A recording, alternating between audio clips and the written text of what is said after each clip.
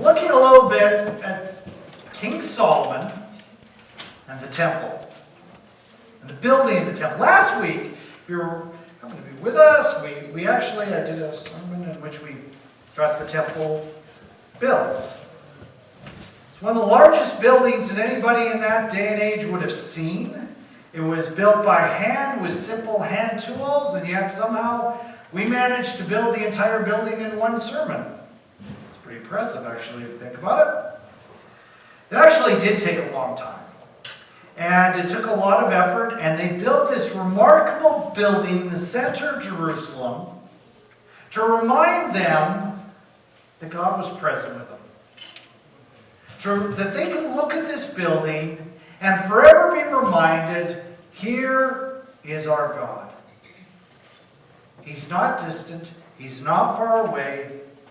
He is with us. And God is at work even today. In the New Testament, then when we move into, after the time of Jesus, an incredible statement that now we don't need this building, the temple, because anybody who believes in Jesus, God is present in their life all the time, and therefore you and I are the temple. It's us. And God wanted this beautiful building, this incredible building, and you and I are being built into that incredible, beautiful building. God is at work doing something beautiful in our lives. God is at work. Most of you know that over the last little bit I've been helping get the food bank set up in its new location, and we moved in a few weeks back, and then it seemed like as soon as we moved in, it's almost like moving into a house. We walked in and looked at it and realized, you know what, no, that would work better over there. And moved that over there, and then a week later decided, you know what, that would be better, being in a moving situation where you move in and then you kind of have to reorganize everything. Well, the temple needed quite an elaborate move-in. It took some time, and basically what I was reading a little earlier in the sermon, which is kind of this passage, I didn't read quite the whole thing that we're going to look at, but it's basically move-in day. It's move-in time. It's time to bring everything in to the temple. And then as they do it, they start to sing. They start to sing. It's really what worship is about. It's about coming to this place which is the presence of God. And music begins, and it leads them there. Music is one of God's greatest gifts to us. Now, I don't know that I should take it personally, that my skill set in one of God's greatest gifts is not exactly there. You didn't know this, there is a reason why they tell me to stand at the very back during singing, because it scares everyone. But it's one of the greatest gifts, and as one of the greatest gifts, sometimes it can be misunderstood and even misused. We have to look at this great gift and use it in the way that God intended. Ran across a warning sign this week that went like that, with the comment that if you don't want anyone to ride your way, why would you make it look fun? Because it actually looks like a lot of fun. It's kind of the warning with music, right? It's something that we have that's a lot of fun, but we have to take a warning with.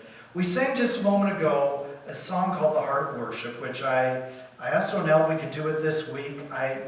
It's one that it almost needs its context, because it's written for a very specific moment of time, about 20 years ago, by a man named Matt Redmond, who was a music leader in Watford, England. And they had quite an elaborate music program, and they sang, and they did everything. And one day, the pastor sat down with all of the music leaders and said, do you know what? You become almost too good. It's become a show. It's become entertainment. And we need something deeper. And Matt Brennan wrote after that, there was a dynamic missing. So the pastor did a pretty brave thing. He decided to get rid of the sound system. He decided to get rid of the band for a season. And we gathered together, adjust our voices. His point was that we lost our way in worship. And the way to get back to the heart would be to strip everything away. His point with it was, as we come together and we sing, we're not to be observers. We're not to be consumers here. We need to understand the music is a tool to pull us into the very heart of God. It is to pull us into the presence of God. Music is a tool. And when properly used, a tool can make a big difference in getting the job done. It is a powerful way to do it. The job music has is to help us understand the presence of God. Been lately, sometimes in the bulletin, putting this thought of the week. A man named David Mathis wrote actually about this song, The Heart of Worship.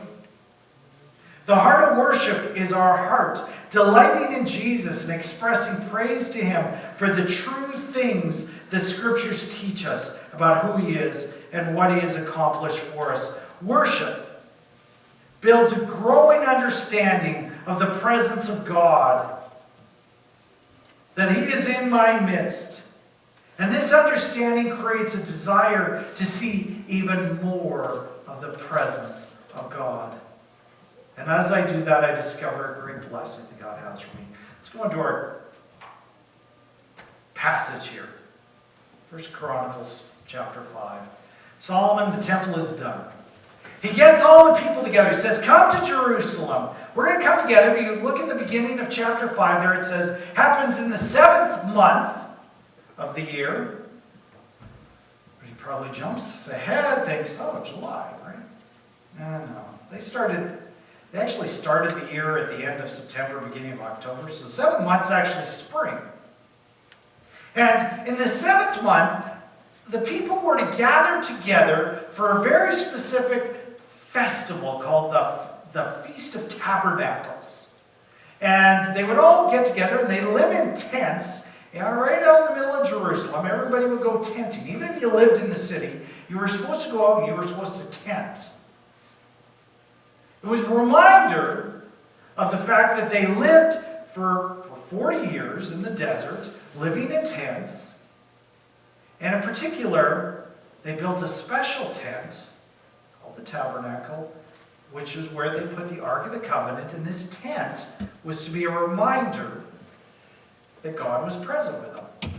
Well, now they come to this special time in which they live in tents, and they take the ark out of the tent it's been in for hundreds of years and move it into a permanent structure called the temple. Have I lost you all on that? It was actually a pretty special occasion for them. It was a reminder, this festival, that the people of God had been called out of the world, had been called out of Egypt, out of slavery. But not just called out, they were called into something, and they were called into the presence of God. So sometimes we tend to forget salvation. Sometimes preachers like me get up and we talk about sin and God rescuing us from sin. We got to remember it's more than that. God is also rescuing us to live in His presence. And this festival was a reminder that we are called out of the slavery of sin and into the presence of our Savior Jesus. They took the Ark of the Covenant out of this tent, placed it on poles, carried it to the new temple. It says in there they did sacrifices beyond number. That sounds like a lot of sacrifices, but somehow I think they probably could have counted it. But a little bit of exaggeration. It was important that they actually did that because they were willing to give up the things of the world, their wealth, to enable them to fully come into the presence of God. And that's why an offering is still appropriate at church. It's giving away what can hold us back. and be brought into the presence of God. And they came to the ark, and it says there were two things in the ark. 2 tablets. On those 2 tablets were carved the 10 commandments. It probably wasn't that commandments 1 to 5 were on one tablet and 6 to 10 on the other. It was probably actually, this was an agreement between God and the people, the 10 commandments. If you have an agreement, you've got to have 2 copies, right? One for God and one for the people. They were both in the ark together. And they brought this ark into it and reminded of how the 10 commandments start. You know what the verse is right before the commandments start? It goes like this. I'm the Lord your God who brought you out of the land of Egypt, out of the house of slavery. I have brought you out of slavery. I have brought you to myself. I want you in my presence. They took the Ark of the Covenant, they put it between 2 giant statues of cherubs. They put it down, and it became the throne of God.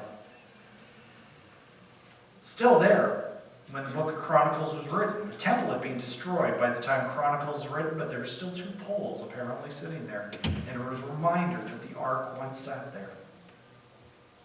They put the ark in the holiest end of the building. Then they put up some giant curtains to curtain off the throne of God, because while God was present, he wasn't still fully accessible to them until Good Friday. Good Friday, that veil gets torn. The priests withdraw from the ark, but God is present amongst his people. Through their service, through their work, their faith, the people have come to God. Which leads us to what they do. I skipped over a little section what I read before. It was all those Hebrew names. We don't need to hear all the Hebrew names, do we? I can actually say them all. I've worked at it. But you don't want to hear all these Hebrew names. But it ends with this. With cymbals, harps, and lyres stood east of the altar with 120 priests who were trumpeters. That was quite the worship team. 120 trumpeters alone. And it was the duty of the trumpeters and the singers to make themselves heard in unison in praise and thanksgiving to the Lord. And when the song was raised with trumpets and cymbals and other musical instruments in praise to the Lord, this is quite the concert. There's a lot of people there, and they are singing, they are praising God. We sang a song at the first package of worship this morning called How Can I Help But Singing Your Praise.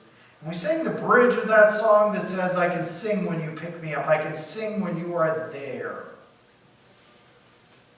I can sing because you are there. I can sing because God is with me. I don't sing to try to get God to come to me.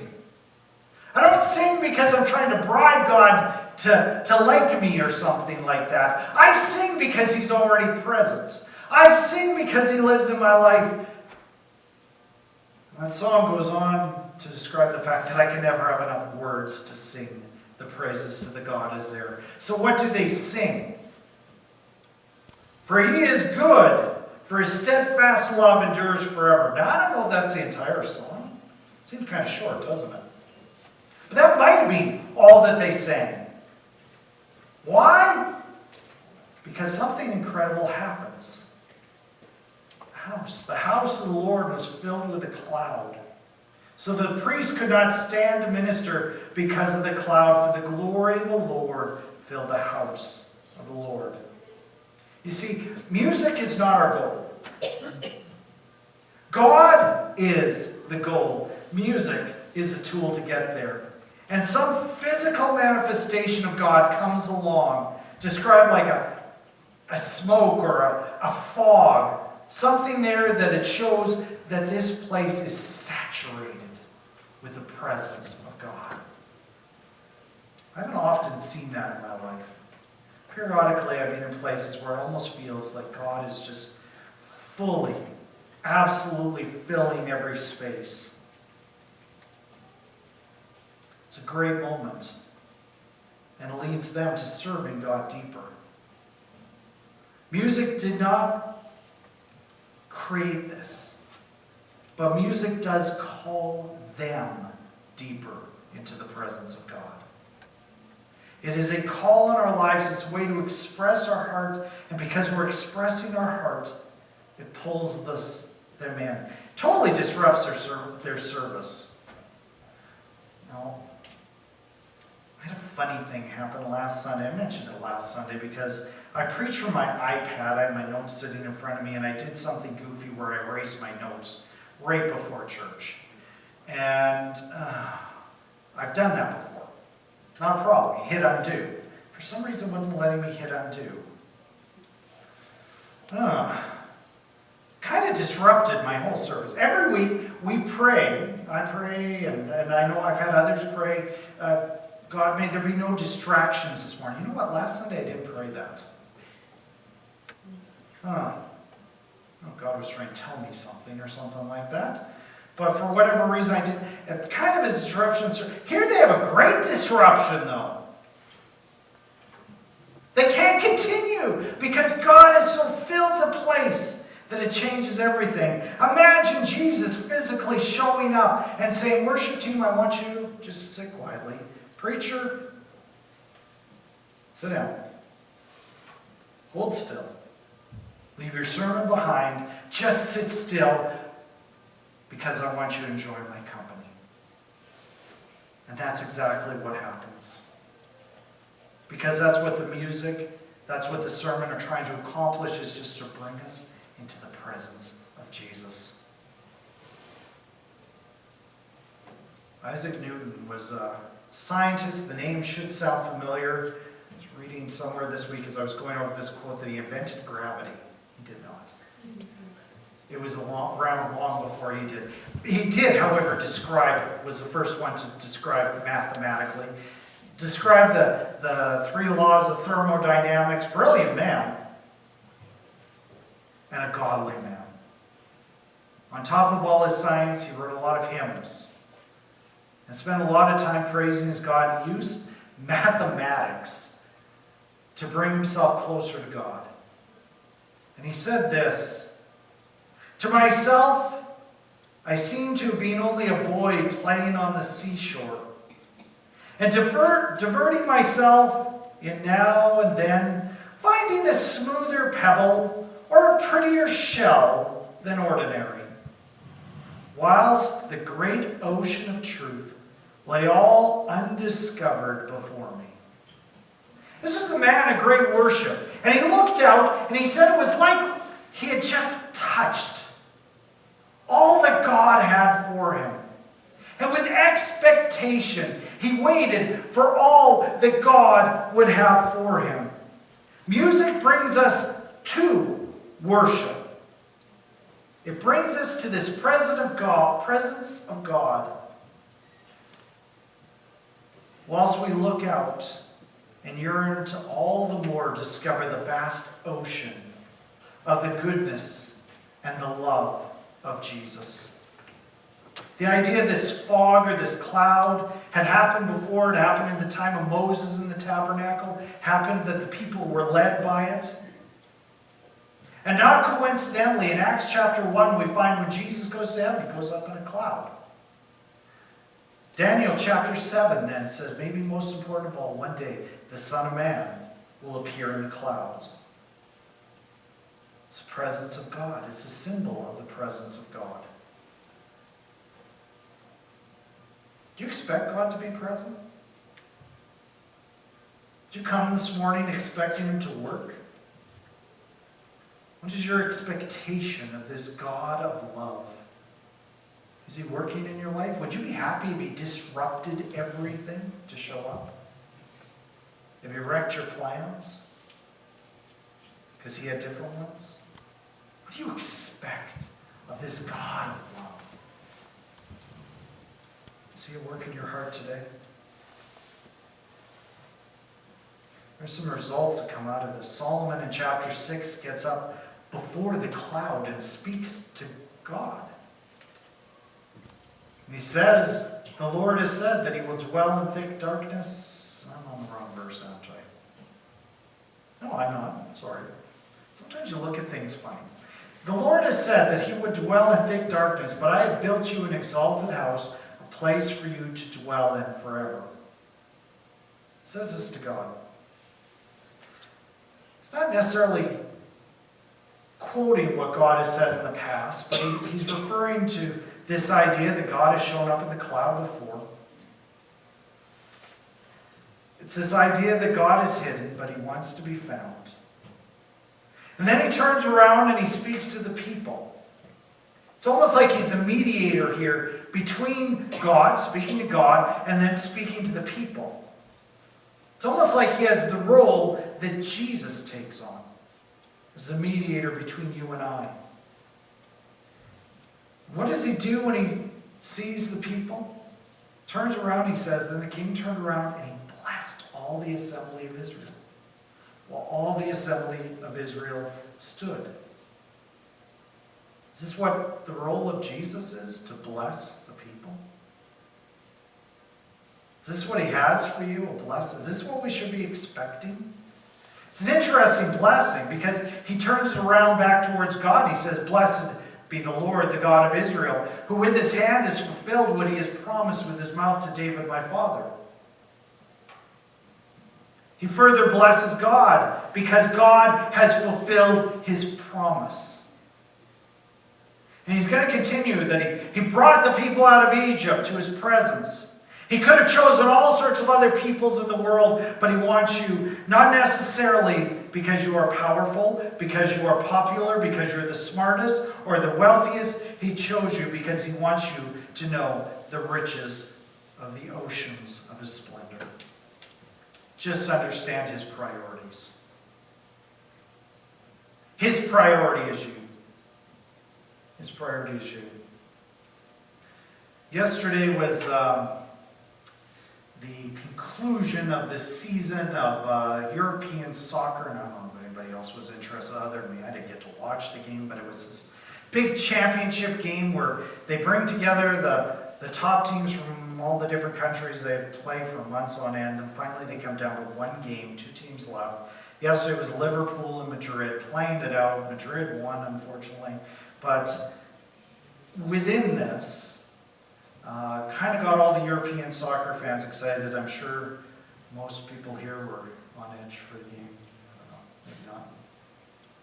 Okay, I like it. There was this ad that came out in the paper just before the game in Liverpool saying this: a friend of mine has 2 tickets for the Champions League final. They are box seats and include travel and hotel accommodations. He didn't realize when he bought the tickets that it was going to be the same day as his wedding, so he can't go. If you are interested and want to go instead of him, it will be at St. James Church in Bootle on 3 p.m. Her name is Susan. She'll be the one in a white dress. Well, there's some priorities. Our priority should be what God is doing in our life. There's a great hymn writer of the English language, Charles Wesley, in the 1700s. Wrote a hymn that actually, I don't know this hymn at all, but he said this in it: finish then thy new creation, pure and spotless let us be. Let us see thy great salvation perfectly restored in thee. Change from glory into glory, till in heaven we take our place, till we cast our crowns before thee, lost in wonder, love, and praise. That's what God has for us. Changing us into glory. And one day fully knowing what it is to be in the presence of God. God has called each one of us into something glorious. He has called us to know his presence. Solomon's blessing continues. He reminds the people that David wanted this temple built, but God had said the time was not quite right. His son will do it. And he finishes it off. Now the Lord has fulfilled his promise that he has made. For I have risen in the place of David my father and sit on the throne of Israel, as the Lord promised. And I have built the house of the name of the Lord, the God of Israel. And there I have set the ark, in which is the covenant of the Lord that he made with the people of Israel. The point in this, it's rather long-winded, is he's recounted God has promised us. God's promised his presence. God has promised that he would be present forever. Who's done all the work? It's God, really. His presence is here. We just acknowledge it. Music is being the way in which they come to this promise. And God will always be here. This is a big, once in a multiple generation event. The Hebrew people going to the temple became a regular occurrence, but a special occasion. Some they did a couple of times a year. Some among the Jewish people, because they lived far away, would never get the chance. Others, it was a rare event. When you woke up this morning, if you're a believer in Jesus, God was present with you at that moment. Just as he was with you overnight, just as he will be with you throughout this day, just as he will be with you tomorrow, just as he will be with you for all of eternity.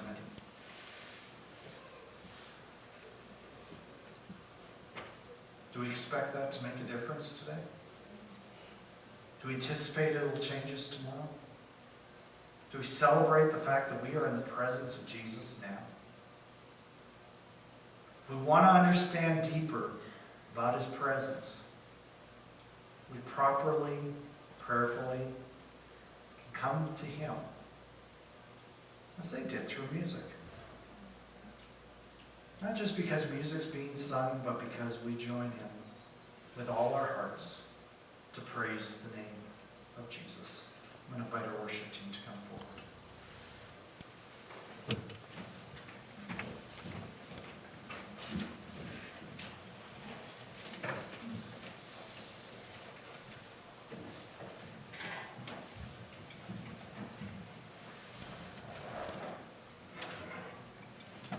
Please stand.